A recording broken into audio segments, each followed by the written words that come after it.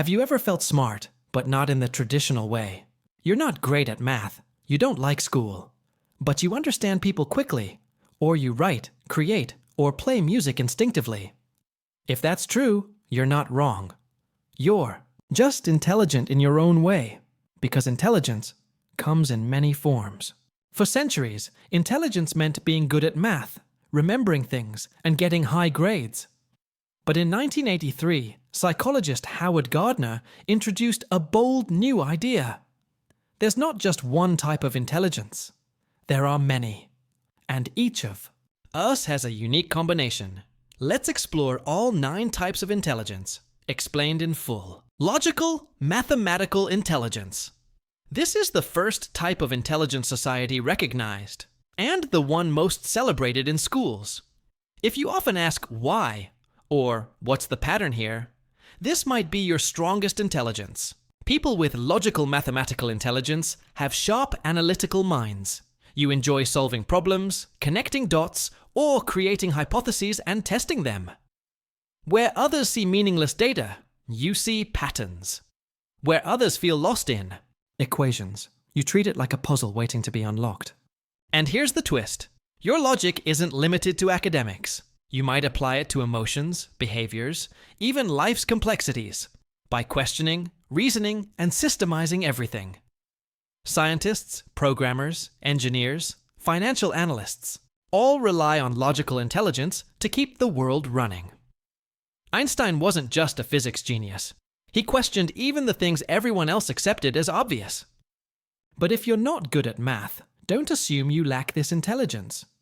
Logical intelligence isn't just being good at math. It's the ability to see the structure behind everything. And in a chaotic world, that's a true superpower. Linguistic intelligence. Some people can write a sentence that stays with us for days. Others speak just a few words and shift the entire direction of our lives.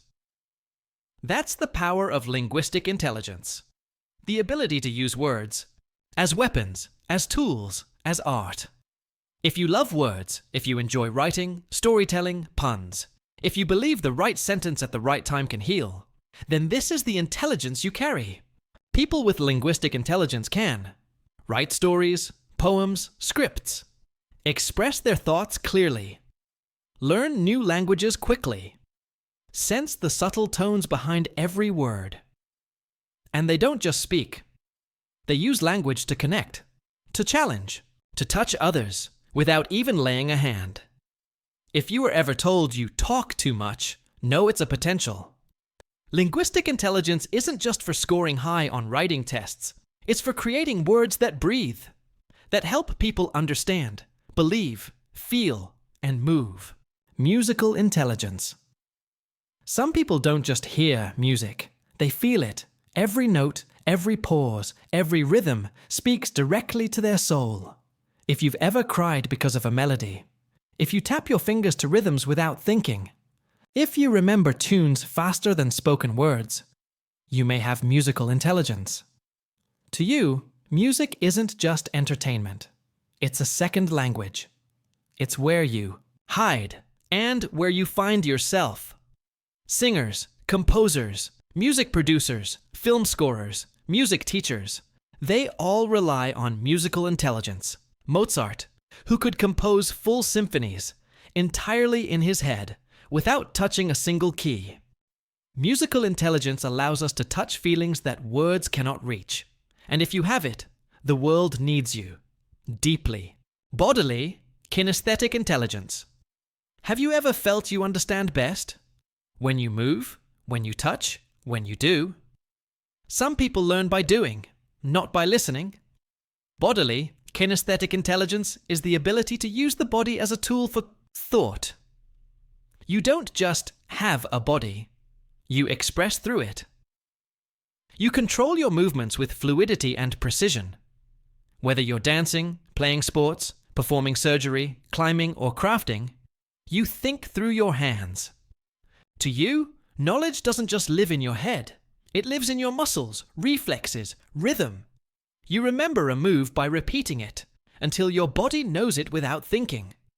You might not do well sitting still in a classroom, but put You in a real-life situation, and you'll outperform everyone. Athletes, dancers, artisans, surgeons, stunt performers, chefs, all rely on bodily kinesthetic intelligence. In a world becoming more and more digital, kinesthetic intelligence reminds us, the body is where intelligence begins. Spatial intelligence. Have you ever seen things in your mind before they physically exist? You can imagine a house, a layout, a road, as if you've already been there. Spatial intelligence is the ability to think in images, colors, and 3D space. Those with this intelligence can memorize routes and maps easily, view things in 3D from any angle, design, construct, and arrange visual spaces, think visually and creatively. People with strong spatial intelligence are often architects, photographers, painters, interior designers, game designers, film directors. Leonardo da Vinci, who saw inside the human body and machines long before anyone else, using only imagination. You might not speak well, but you draw what you can't say.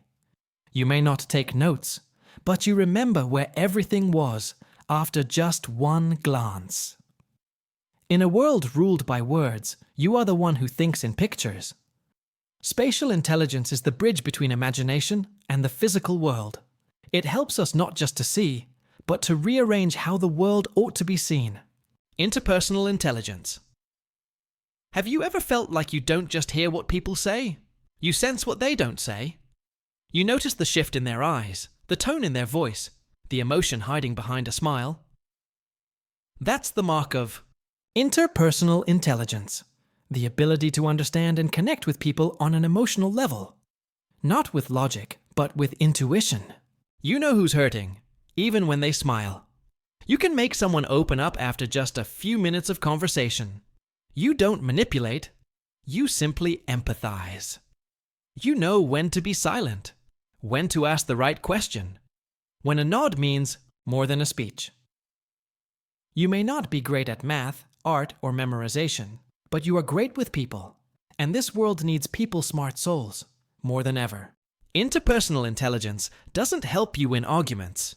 It helps you understand why others need to win, and turn that moment into shared truth through empathy. Intrapersonal intelligence.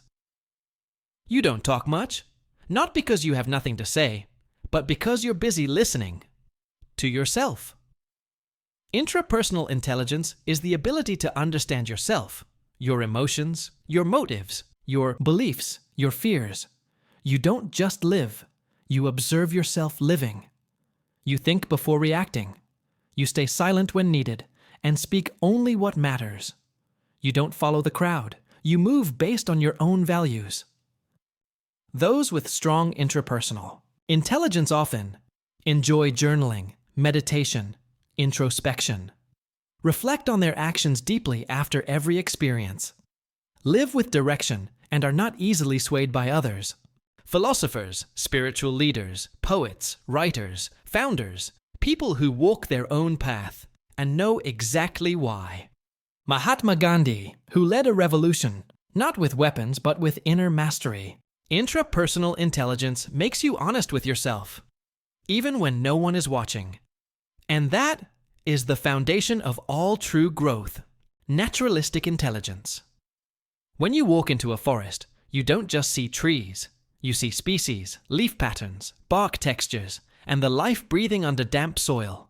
Some people don't need GPS to find their way, don't study biology, but know which plant heals, which one harms.